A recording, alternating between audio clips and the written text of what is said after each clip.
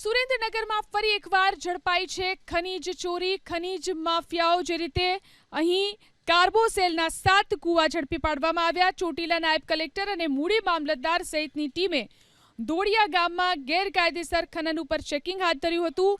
Red દરમિયાન 4 tractor અને 1 compressor સહિત કુલ 36 લાખનો મુદ્દામાલ જપ્ત કરવામાં આવ્યો છે.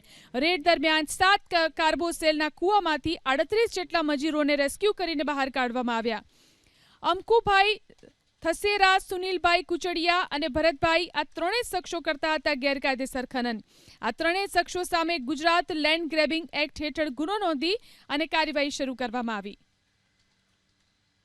સુરેન્દ્રનગરમાં ફરી એકવાર ઝડપાઈ છે ખનીજ ચોરી. ખનીજ માફિયાઓ જે રીતે અહીં કાર્બોસેલના 7 કુવા ઝડપી પાડવામાં આવ્યા. ચોટીલા નાયબ કલેક્ટર અને મૂળી મામલતદાર સહિતની ટીમે દોડિયા ગામમાં ગેરકાયદેસર ખનન ઉપર ચેકિંગ હાથ ધર્યું હતું.